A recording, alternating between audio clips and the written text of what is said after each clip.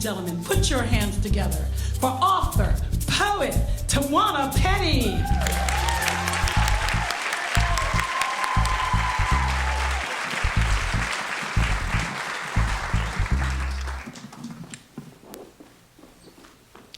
When I was a little girl, I hated water. Water was so boring. It was so nasty. It was like drinking sandpaper. Water was disgusting.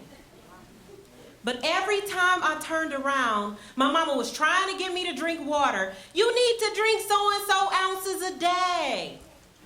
Water. Water. She would even try to doctor it up by putting ice cubes in it to make it all glistening and stuff. But it was still water. And I wasn't feeling water. As a matter of fact, I blame water for all my problems. I mean, imagine this. I'm 6 years old, right? If I drink water after 7 p.m. Right, exactly. I wet the bed, I get my butt whipped, water.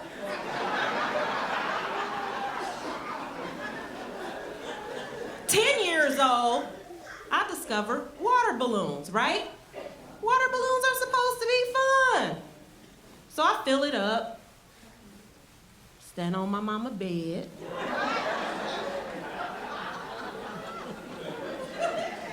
I might have dropped one out her window. But you're supposed to do that with water balloons, right? Butt whooping. Butt whooping. Water. 12 years old. Super soakers. Exciting times. It's a super soaker. I'm so excited. So I fill it up. Wet up my little sister. Butt whooping. So I'm trying to figure out what everybody's love thing is about water. So finally I turned 14, right? And I'm like, I got this water thing all figured out. I got my hair done. Finally I can wear a bikini. I'm going to the beach to get in water. And everything is working out. I'm feeling myself. I say, I'm not gonna get wet because I just got my hair done, right? I'm just gonna dunk in, come out. Thought it was cool. Thought me and water had an understanding. Till I get about a foot into the water and realize my bikini top is no longer on me. Okay, so this is the most humiliating thing that can happen to a 14-year-old girl. Who was at the center of it? Exactly. So I'm like, you know what? I'm done with water. Don't nobody talk to me about water. Me and water not cool. I get into my 30s. And I'm like, I still don't like water, right? Until I meet this boisterous, larger-than-life water warrior named Charity Hicks. I'm telling you, Charity was like the Rosa Parks of water. And she must have had like a key to every door in the city of Detroit because you could hear her coming a mile away. And if you didn't hear the keys, you heard her cursing somebody out because she didn't play. And she did not play. And she used to tell me all the time, like, Tawana, watch out for these Mactivists out here. You know they practice ladynomics. So she was giving me advice too. Charity was like a big sister to me. I love Charity. Charity loved water. She would carry this jug around that was like the size of like a small cooler. And she would gulp that thing down and fill it back up. And I would just look at her like, I don't even understand why you gulping down this big thing of water. But you know what? It was cool because Charity was amazing and brilliant and smart. And you know what? Everything she didn't like, she called gangster. Gangster politicians and gangster activists and you know that gangster policy and you better watch out for that gangster I'll be like, okay, I got you, gangster. Gangster. But we would talk for long hours about everything. We would talk for so long that we would start off in the daytime, and by the time we were done talking, it would be night. And we would be sitting in her office, and we wouldn't even turn the lights on. Somebody would just come and turn the lights on and just stare at us. But we didn't care, because that's how much we enjoyed each other's company. And you know what? No matter what we were talking about, Charity always brought it back to water. I'm telling you, Tawana, them gangster politicians, they coming after our water.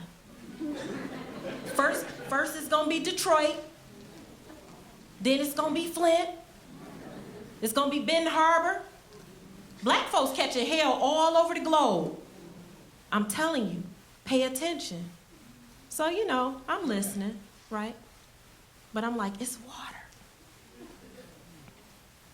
So May 2014, a few of us went over to Mama Grace Lee Boggs' house. Legendary activist, been doing activism for 70 years in Detroit, right? And we had learned that her lifelong friend, Dr. Vincent Harding, had fell ill.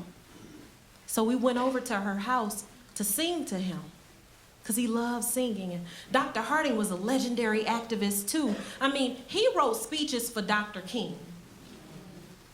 And sometimes I have to pinch myself that I get to sit in a room with those type of elders and learn from them. And so we sang to Dr. Harding, and we left. So we went over to Pastor Bill Wiley Kellerman's church, right? Pastor Bill Wiley Kellerman, he's also like this lifelong legendary activist in the city of Detroit, and he's still active today. So we get to his church, and Charity is flipping out. Gangster, the gang. I'm telling you, them gangsters came on my street and they tried to shut off everybody water. I went from house to house trying to warn people, and the pregnant women down the street, I wanted her to fill her tub up, and they wouldn't even let her fill her tub up. And elderly lady down on this side of the street, they wouldn't let her fill up her tub, and I tried to chase that truck and I tried to stop them, and he tried to hit me, that gangster. So I called for help. Right? I called the police. I'm like, this gangster is trying to turn water off. And they arrest me. So they take me about 45 minutes away, and I'm in this bullpen. It's like 60 women. And like, I cut my feet, and there's blood everywhere, and nobody would give me a bandage, and I'm in there for 2 days. I'm telling y'all, we better start waging love on each other, because they coming after our water. So I'm sitting there, and I'm in deep thought, because I'm trying to figure out, wow, what's happening? Water's not my thing. And so it was at that moment that we got the call that Dr. Harding passed away. And I just can remember silence coming over to church. And so we just cried and held each other and leaned on each other, and we were all thinking about this charge that Charity gave us to wage love. But nobody really grasped what it meant. At least I didn't.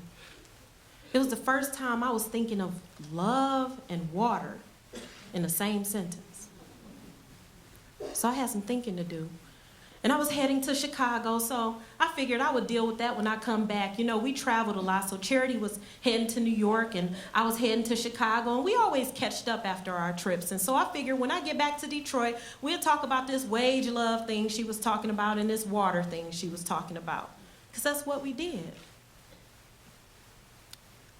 But May 31st, 2014, things changed.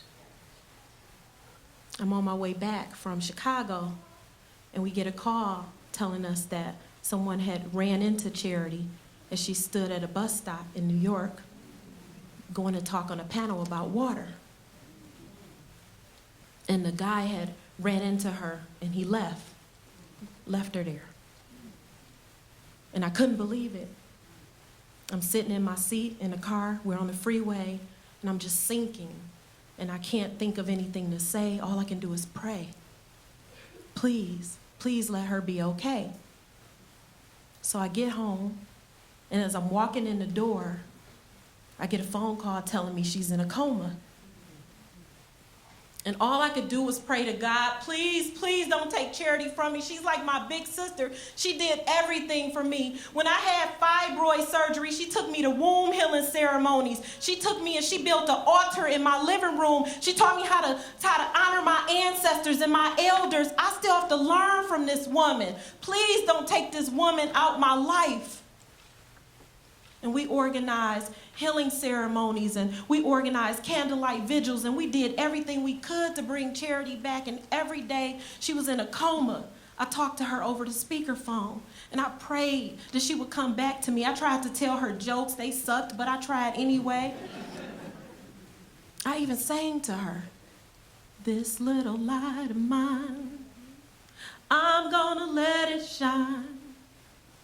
I tried everything to bring Charity back to us. And something amazing happened.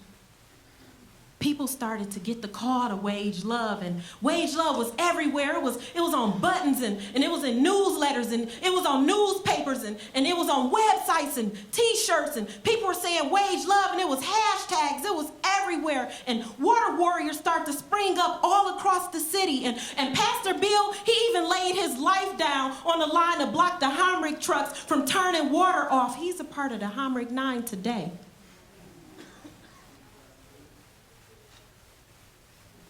People put their life on the line because Charity put her life on the line.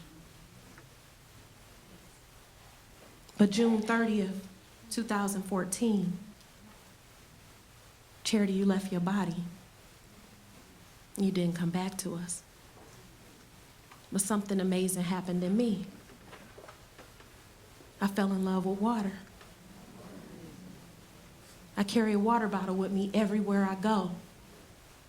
I became what you could call a water warrior. I joined your coalition, People's Water Board, and I even stand outside of Detroit Water and Sewage Department yelling and screaming at them. You would be so proud of me.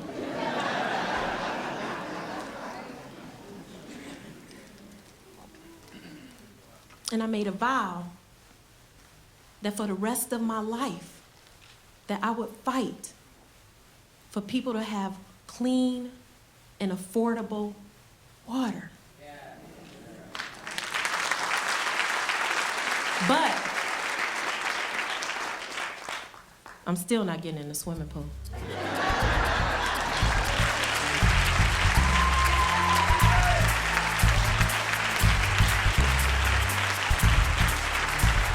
Tawana Petty.